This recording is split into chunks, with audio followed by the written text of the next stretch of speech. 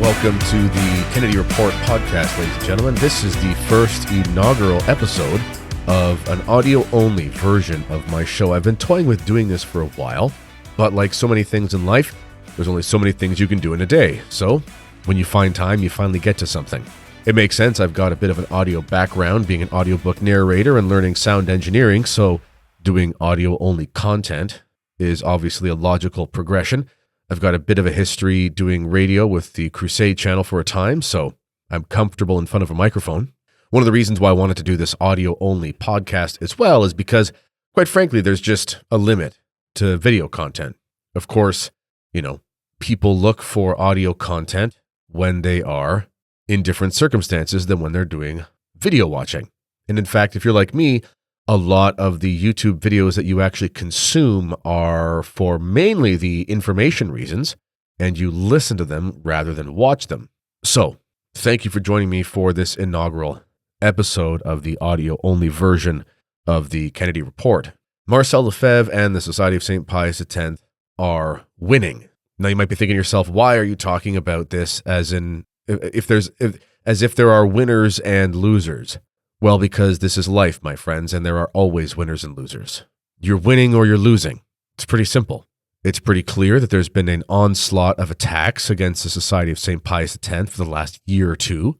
Really, in 2020, when people started attending the SSPX en masse because of the lockdowns, at that point, a lot of people who were anti-society really came out of the woodworks.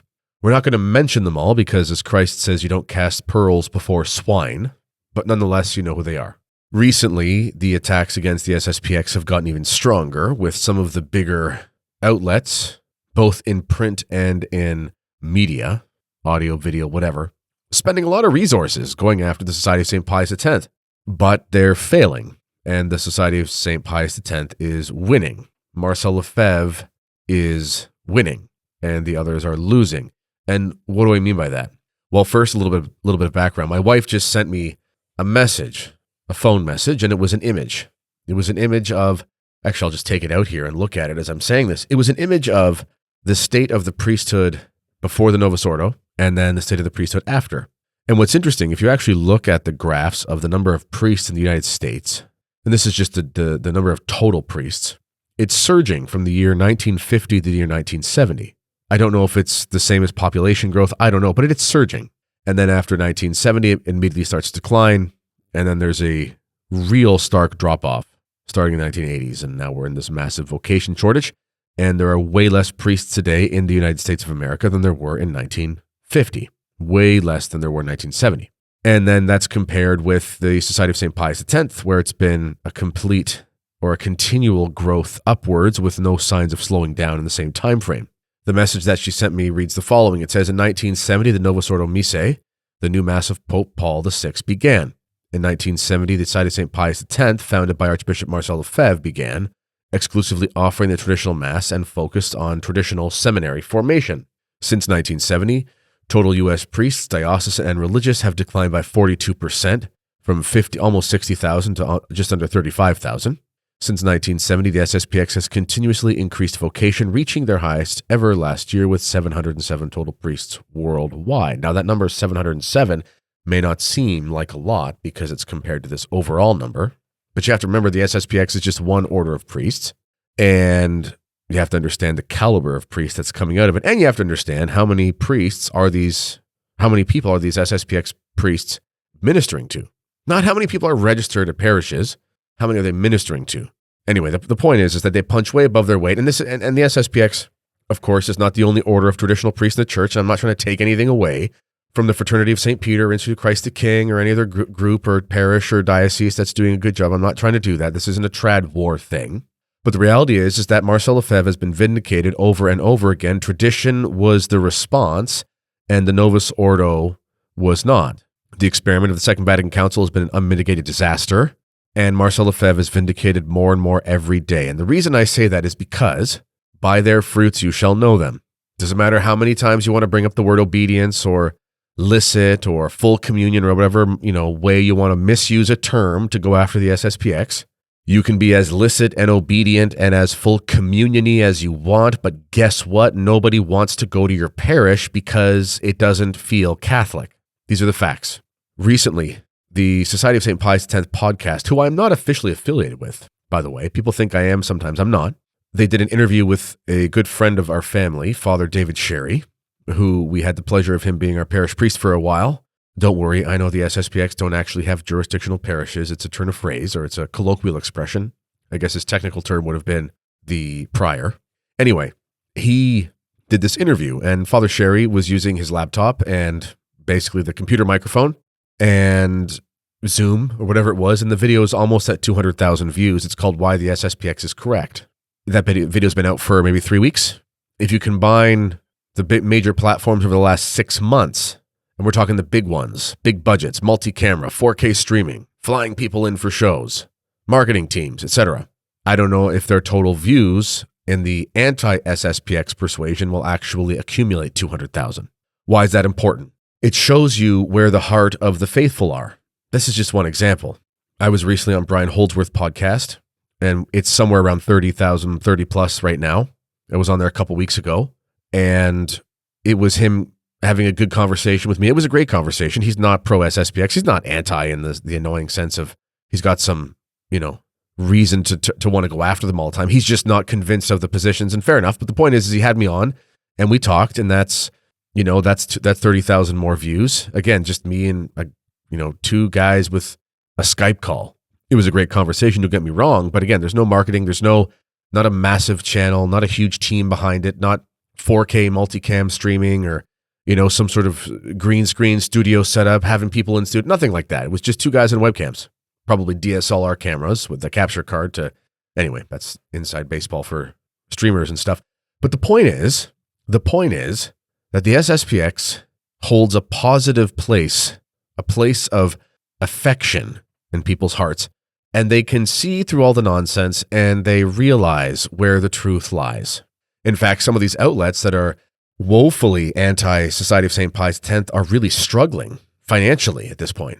I think it was Catholic World Report came out with some absurd article coming after the SSPX. I think it was comparing what Marcel Lefebvre did to sexual assault, if you can imagine that. They had to take it down because they got so much backlash. This ain't 1988, folks, where you get your theology from the New York Times who tells you Marcel Lefebvre's in schism.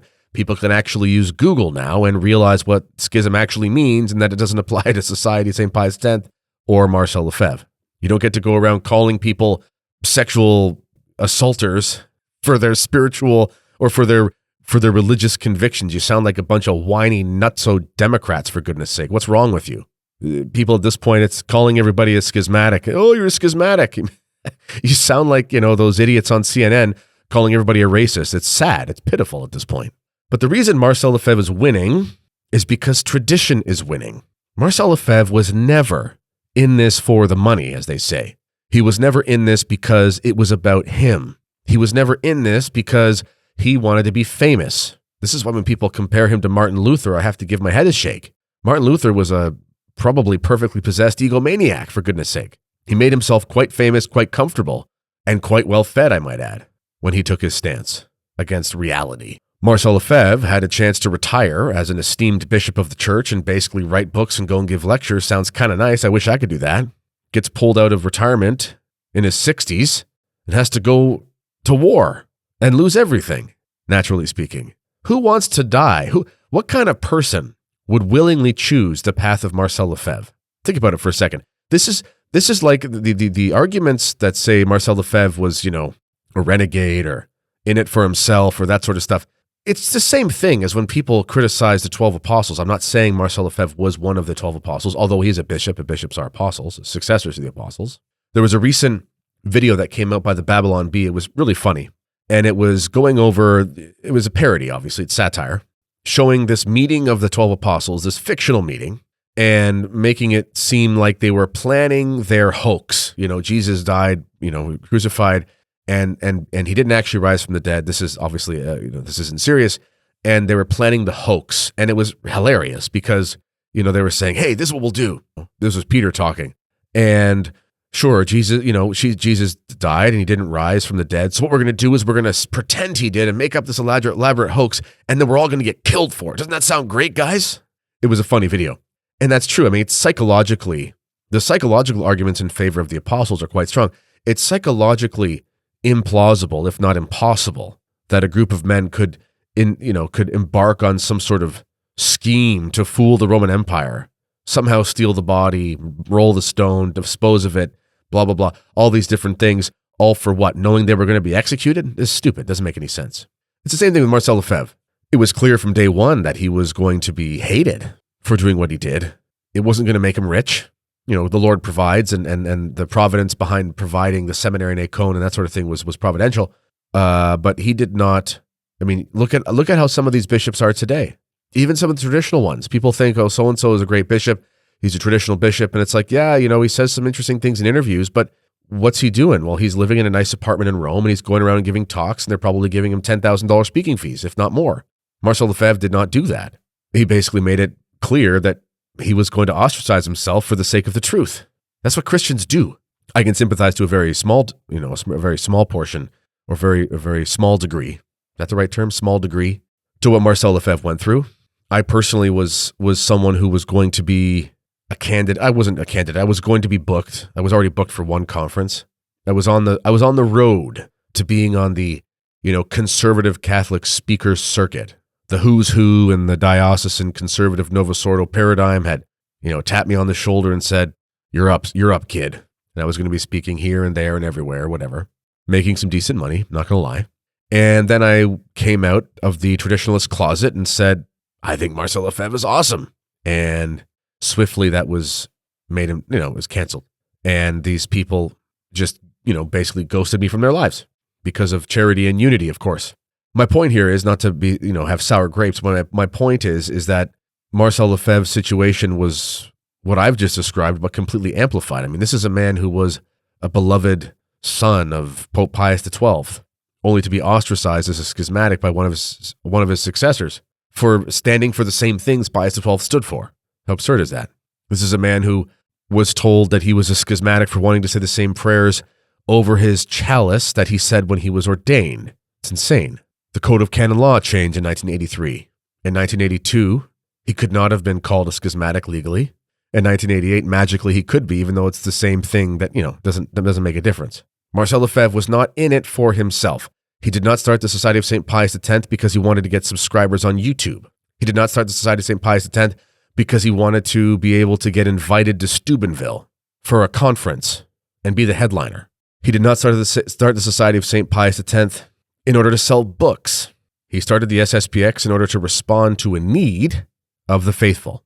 So as the SSPX continues to soar and support for them continues to rise, and again, we have the numbers for this, and as the Novus Ordo experiment continues to die, and as the traditionalist groups in the church continue to be stuck under the sword of Damocles hanging over their heads, not knowing when the other shoe is going to drop. I hope it doesn't happen, but I'm saying it's possible. As this continues, we can see what is the will of God and what is not. And how do we know that? Where are the souls being formed? And where are the Catholics being formed and saved? Again, it's not exclusive to the SSPX, but one is in major decline, one is in major incline. It's not the prosperity gospel. We've planted 7 different churches. This must be God's will. Everyone's tithing 10% of their income. We're not saying that. What we're saying is the fruits of Catholicism are evident when you see Catholic results, when you see the salvation of souls, when you see formed Catholics, open to life, Catholic education, rosaries being prayed, so on and so forth. You see this in the traditional movement. It exists, obviously to a degree, in the Novus Ordo setting, but it's obviously the exception. No one denies this. I think sometimes people in the Novus Ordo who try to pretend that it's all hunky-dory, it's because they've found some parish that has some, good priest who's doing a good job, and God bless him for it.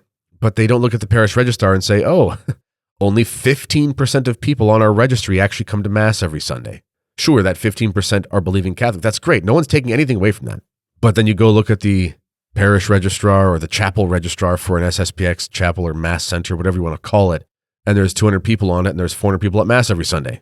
Who's driving 2.5 hours to go to the Novus Ordo? Who's driving 2.5 hours to go to the SSPX? Think about it. Who's moving their families across the country so their kids can go to a Novus Ordo school? Compare that to what happens in tradition. Families relocating to be near a traditional parish and school. All of this is to say is that after all the mud has been slung, mudslinging, anyway. All the rocks have been thrown. Marcel Lefebvre is interceding for his priests, for the faithful, and for his enemies from heaven. And the SSPX and Marcel Lefebvre are winning. This has been the Kennedy Report podcast. Until next time, God bless.